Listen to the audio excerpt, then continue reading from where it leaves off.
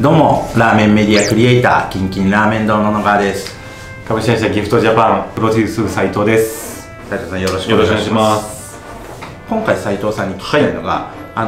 実際物件が出来上がって工事も終わって、で後でガスとか水道とか電気の契約っていうのが出てくると思うんですけど、ガス水道電気ってなんか一般家庭と同じような感じになるんですかね。それともやっぱ飲食店さん用みたいな感じになるんですかね。基本的には一般家庭、例えばその賃貸とかで借りる時とほぼ同じだと考えていただいていいかなと思います。で例えば一つガスにしても、ガスって多分大きく分けると2種類あって、いわゆる都市ガスと呼ばれるものとプロパンガスって呼ばれる2つがあるんですけど、都市ガスって例えば賃貸もたまにプロパンあるんですけど、いわゆる地中に配管があって、そうですよね。でそこにガスが流れてて、それを配管で各物件とかに引っ張ってるものが都市ガスで、プロパンガスってよく飲食店の脇とかにこんなでかいガスボンベみたいな、あれがいわゆるプロパンガスなんで、プロパンガスもしくはLP ガスとも言われてるんですけど、大きく分けるとそのガスって2つどちらかを契約するっていう形だと思うので、当然都市ガスが通ってないとこってもうプロパンしか入れられないので、それを物件見ながらここは都市ガスなのかプロパンなのかをまず見てもらうかなと。それによってプロパンガスの会社に契約するのか都市ガスと契約するのかっていう形になると思います。都市ガスのメリットは、まずプロパンよりも比較的安いかなと、全体的に見て。そうなんですね。都市ガスって政府がある程度価格を決めてたりもするんで、価格の競争ってそこまで大きくないんですけど、プロパンガスって結構いろんな業者さんがいるんで、結構自由競争になってて、結構高いところもあり安いところもあるんで、なるべく都市ガスに近いプロパンガスの業者さんを選びながら契約された方がいいかなと思ってます。でじゃあプロパンガスのメリットって何かっていうと、例えば地震とかが起きた時って都市ガスっていわゆる大元でやってるんで止まっちゃったりとかする場合があったり、地中なんで地震でガスの配管が割れちゃったりするとめちゃくちゃ復旧に時間かかるんですよ。ただプロパンガスってもうそこのお店の隣にガスがあるんで、それが壊れない限りは変な話、停電なろうがガスが止まろうが使えるっていうメリットはなるほど、ガスが止まるっていうことが起きづらくなる。づらいですね。それはちょっと一つメリットはありますね。であと水道に関して言うと、水道って僕もそんな専門家じゃないんで詳しくないんですけど、水道もおそらくその都市ガスと同じような形で地中を通っているものと、例えば集合体のビルのマンションもあったりする1階で、もしかしてその上に貯水池、受水槽みたいなのがあって、そこから引っ張ってるパターンと、大きくやって多分その2つぐらいだと思うんですけど、これのメリットデメリットって、いわゆる一般で使ってるその地中からに関してはほぼデメリットってないんですけど、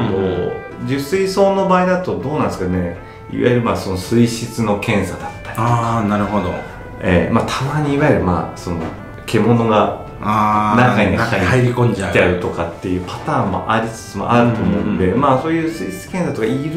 最近とかいるのかどうかちょっと僕も詳しくはあれですけど、そういったもので2つあるのかなと思ってます。できるだけ一般家庭と同じように上下水道を使って、あと電気に関してはそれほど、何種類かっていうよりはもう今電気、ガスもそうですけど、自由化になっているんで、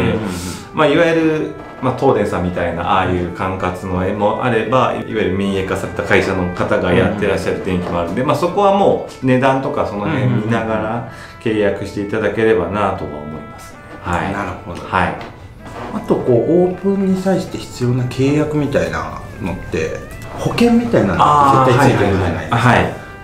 一般的なやつだと火災保険って結構入るじゃないですか。あと地震保険とか、そこらへんって何かあるんですかね。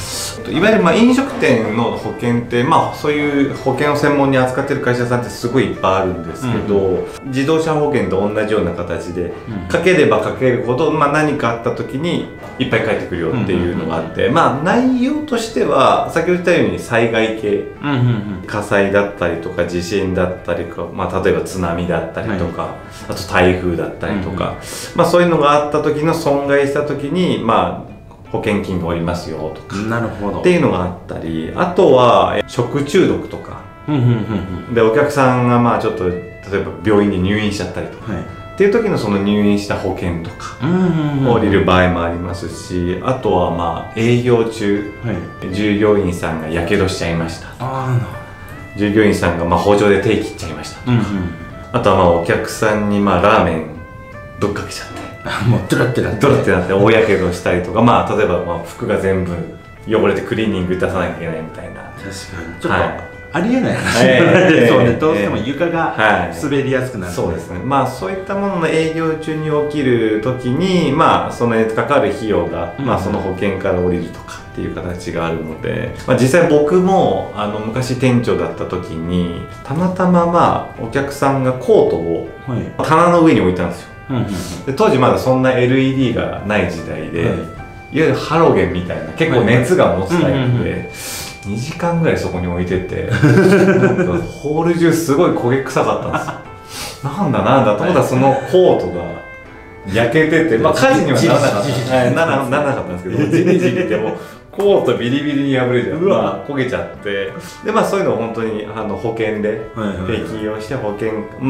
から降りたっていう経験もあるんですけど、僕一つ保険入るのは全然絶対入ってほしいしあれなんですけど、必ず証拠を取ってほしいなと。例えば僕で言うならさっきそのコートが破れました。でそのお客さんがそのコート持って帰っちゃって、なるほど。でもういわゆる証拠が残ってない状態で保険屋さんに「いやいやこういうことがあったんですよ」って言ってもなかなか信用してくれないんで、必ず例えば今だったらスマホもありますんで、必ず写真撮ったりとか、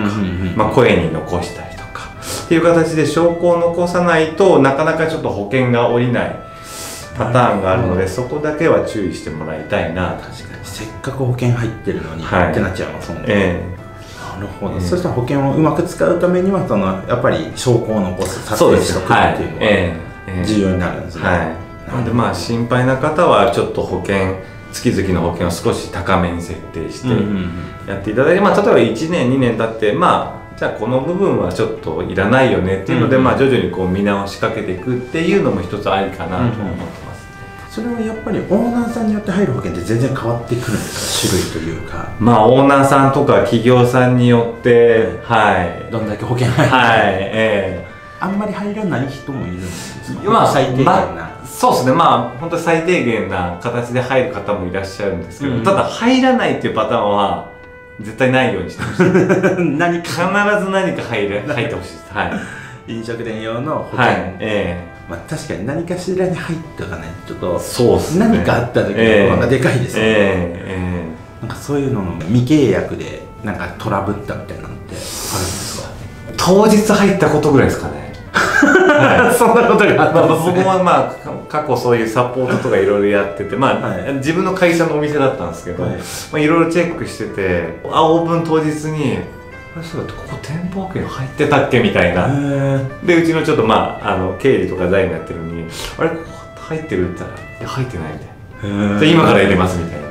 速攻電話してその日のうちに入りましたけど。なるほど。それはギフトさんに入る前の会社です。意外にちょっと見落としがちな部分もあるんで。なるほど。ちょっと忙しくて忘れちゃったりするんですね。特段オープンに必要かっていうとそうではなかったりするじゃないですか。確かに。で事故が起きてから初めて気づいたりもするんで、ここ結構忘れやすいんで、必ず保険は何かしら絶対入っていただきたいなと。車の保険みたいなもんですね。そうですね。とりあえず入っとこうみたいな。もう事故ってからじゃ遅いじゃないですか。確かにえらいことになりますね。1億自腹とかちょっとなかなか大変じゃないですか。大変ですからね。なんで必ず保険はぜひとも入っていただきたいなと。了解です。わかりました。今回はオープンに際して必要な契約っていうことで、ガス、水道、電気、あと保険っていうでっかいところを聞かせてもらいました。ありがとうございました。ありがとうございました。はい、さてさて、動画をご覧になった皆様ありがとうございました。動画見ていいなって思った人はグッドボタンもお願いします。また、開業支援受けたいな、開業したいなって思った方は、この下の方の概要欄にお問い合わせはこちらっていうところがありますので、そこから問い合わせてください。お願いします。